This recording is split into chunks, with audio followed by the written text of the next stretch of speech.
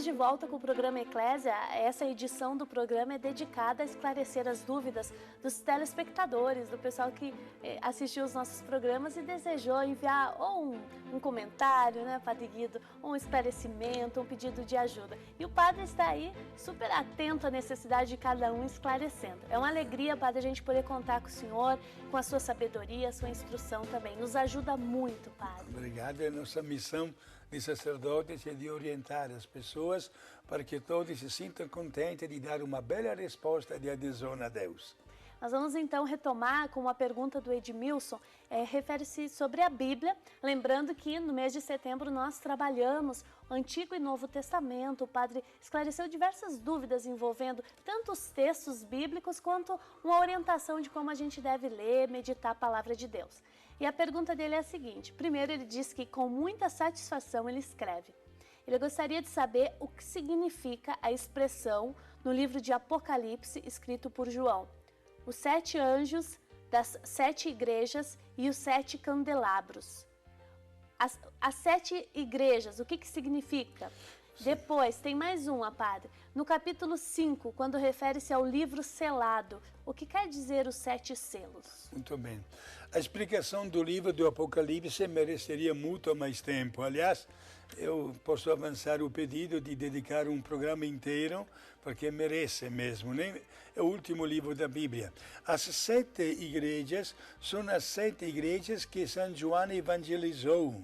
Éfeso, Esmirna, Filadélfia, Tiatira, Pérgamo, Laodiceia e Sardes. São as 7 igrejas, né? E, não tendo outras comunicações, para onde ele passava, São João deixava alguém encarregado para continuar a obra da evangelização e mandava cartas para que mantivessem na fé na igreja verdadeira anunciada por ele. O número 7 no Apocalipse reflete o número da plenitude, por isso, como também o número 12. Por isso, frequentemente se encontra no Apocalipse o número 7. Quando se fala, por exemplo, no capítulo 20 ou 21, no último capítulo da cidade belíssima de Jerusalém Nova, lá é o número 12. O número 12, 12 portas, 12 ruas, 12 prédios, tudo com o número, que é o número da perfeição. São João escolheu a metodologia apocalíptica para que o seu livro não fosse descoberto, porque ele falava, inclusive, das perseguições e da luta do mal contra o bem, com a vitória do bem contra o mal, mesmo com muito sangue derramado. São João escreveu no período mais crítico, quando sopravam os ventos contra a religião de Jesus. Por isso usa até na sua composição este estilo apocalíptico para não ser compreendido na hora por tantas pessoas que poderiam ter queimado o livro na hora e poderiam ter matado o mesmo autor. Padre Guido, ainda dentro desse tema que o Edmilson levantou, Apocalipse sempre tem uma linguagem, às vezes, não sei se difícil, mas figurativa. Sim. Por que esse livro usa de tantos símbolos, Padre? Sim, são muitos os símbolos. Repito, porque a preocupação de João era aquela de manter viva a chama da fé.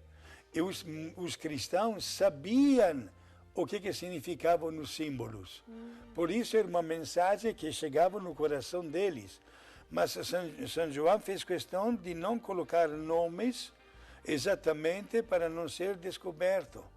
É claro que dá até medo, usamos a palavra clara, assim, uma leitura superficial do livro do Apocalipse gera medo. Inclusive há pessoas que dizem: Padre, eu nem por brincadeira abro a Bíblia no último capítulo, porque só vendo aquelas imagens, aqueles monstros que aparecem, já me dá medo e não entendo mais nada. Tudo bem, posso compreender.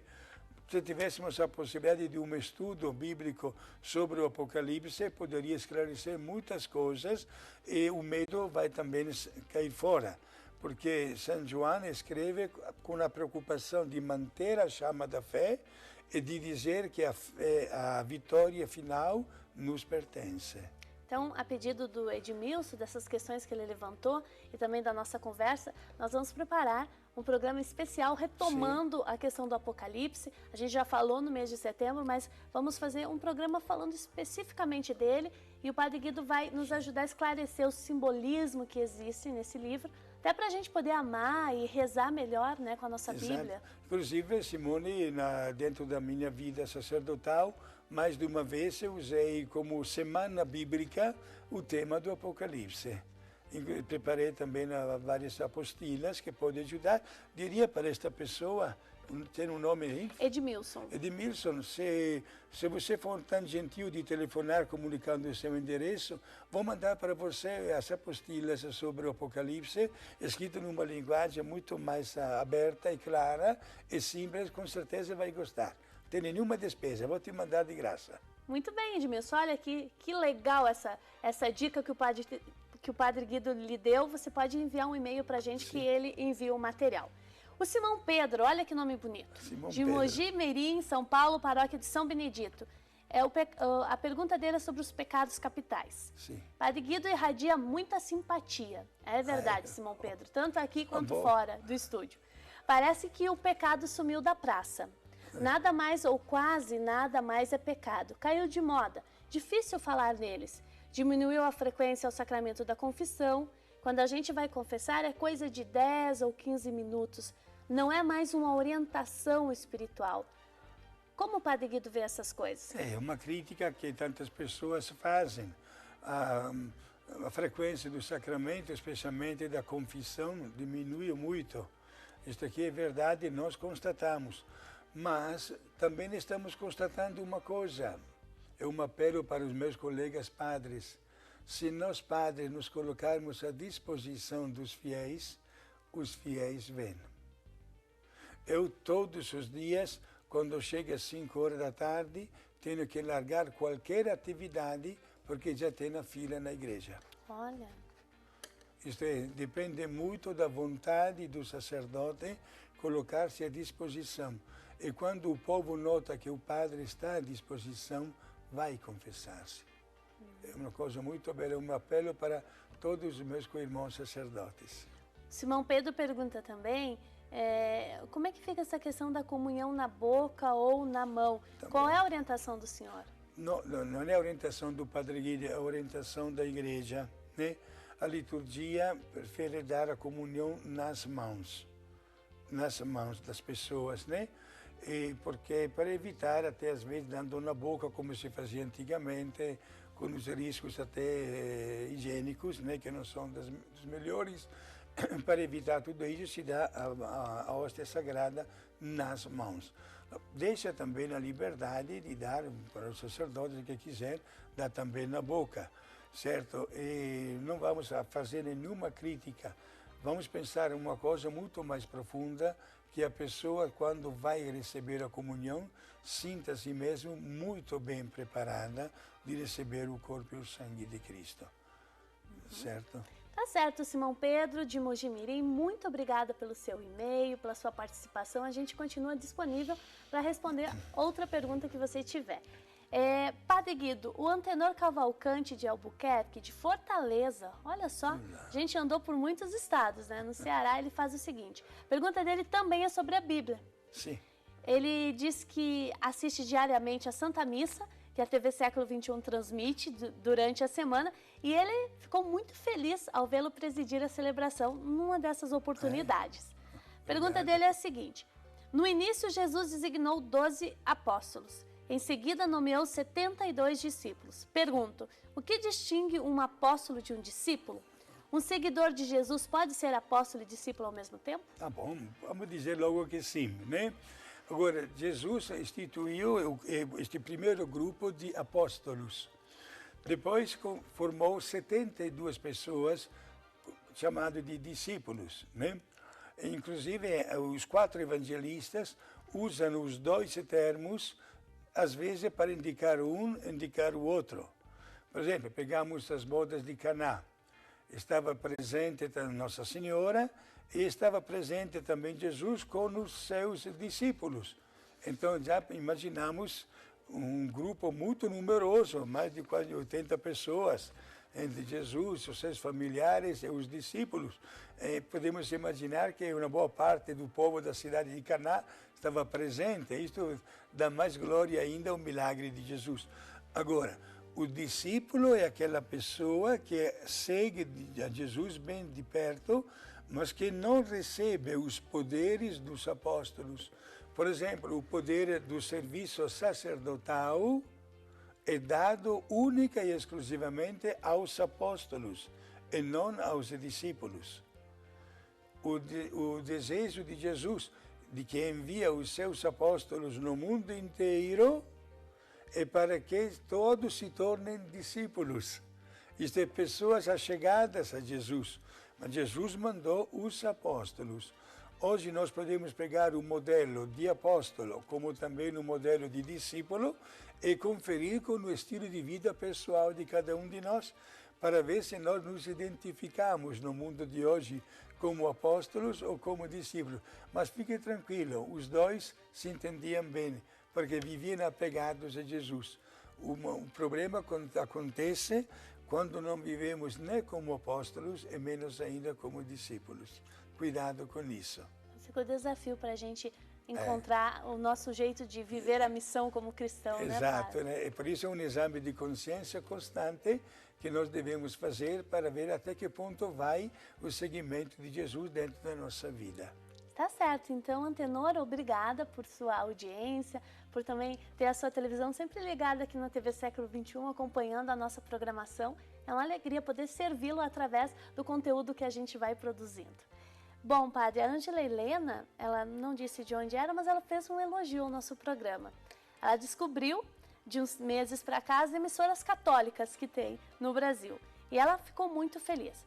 Gostei muito, principalmente, dos dedicados ao conhecimento da palavra e de Jesus Cristo. Muito bom. É bom contarmos com tanta simpatia e conhecimento de causa do que se está falando. E ela elogia. Aí, Padre, agradecendo a Ângela Helena já pelo seu e-mail, obrigada, Ângela. Que bom que a gente possa sempre estar a serviço da missão da Palavra de Deus, do anúncio do Evangelho. Aproveitando esse gancho, Padre, fica aí um desafio para nós no Ano da Fé, tanto a emissoras católicas quanto a quem está nas paróquias trabalhando, a desenvolver cada vez mais o conhecimento do conteúdo da nossa fé? Sim, isso aqui sim. Inclusive o Papa marca este ponto fundamental como objetivo do Ano da Fé. Precisamos alimentar a nossa fé, seja através do conhecimento da doutrina, mas, sobretudo, da adesão na doutrina. Não se trata só de conhecer o caminho para realizar a santificação. Precisamos dar uma nossa resposta concreta. Entendeu? Por isso é um grande desafio. Dentro da minha possibilidade, estou pronto a enfrentar esse desafio. Porque precisamos todos alimentar a fé para ter um conhecimento da verdade. E logo em seguida dar a resposta a este conhecimento, isto é, a vivência cristã. As nossas obras devem ser um reflexo da nossa fé. Por isso é muito importante conhecer para amar. É impossível só ficar do ponto de vista de um conhecimento estéril, que não produz. O conhecimento nos deve levar a um amor, aquele antigo e sempre válido provérbio, que o amor aumenta através do conhecimento.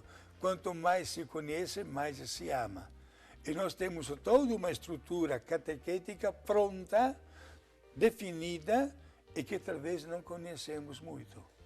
Por isso, vamos conhecer a doutrina da fé e vamos mostrar com um sorriso como é importante e válido conhecê-lo e viver desta nossa fé que nos leva a um conhecimento mais profundo da pessoa de Deus. Muito bem, a gente recebeu um telefonema essa semana de uma telespectadora perguntando como viver melhor o Ano da Fé. Ela dizia que está um pouco longe ainda lá da comunidade dela o sentido. Acho que a igreja... Acho não, a igreja já lançou uma orientação, um livrinho para explicar melhor, Sim, né? Lançou e gostaria que todos os padres, especialmente os padres párocos, aproveitassem deste livrinho, Porta Fidei em língua latina, Porta da Fé em português, para dar uma aula, ou para, talvez, mesmo que um padre não se encontre 100% preparado, convidar alguém que conheça um pouco mais para transmitir aos fiéis a beleza deste ano, né, que está aberto para um maior aprofundamento da nossa fé.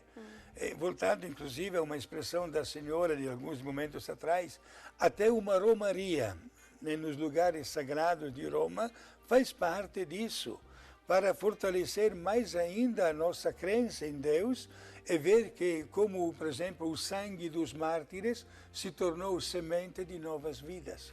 Está aí. Muito obrigada a todos vocês que escreveram para nós, que mandam um recadinho, que mandam uma pergunta ou até uma sugestão. Esse programa é feito especialmente para você. Essa é a nossa missão aqui na TV Século XXI. Padre Guido, muito obrigado por sua participação. A gente pede a sua oração, a sua intercessão a Deus, para que a gente também se sinta abençoado. Tá certo, fique tranquilo. Mas estamos já ao término do programa? Isso. Olha só, minha gente, o tempo passa muito ligeiro, mas que Deus seja louvado também pelo tempo. Conto sempre com a vossa presença. Estamos unidos nesse trabalho maravilhoso do conhecimento, da apreciação da nossa fé. Quando tiver perguntas ou dificuldades, não vai perguntar para qualquer pessoa. Consulte logo o seu sacerdote. Aproveite também destes meios de comunicação de católicos para ter uma bela resposta e, sobretudo, parta por uma experiência de vida baseada no amor que nos leva a crescer cada vez mais. A bênção de Deus Todo-Poderoso, o Pai, o Filho e o Espírito Santo, desça sobre você, sobre a sua querida família e permaneça para sempre. Obrigado. Amém, Padre Guido. Olha, vocês que estão em casa, obrigado pela presença e até o próximo programa. Não esquecendo que é o Padre Guido, a equipe aqui da TV Século XXI e você, nós somos a Igreja. Até mais!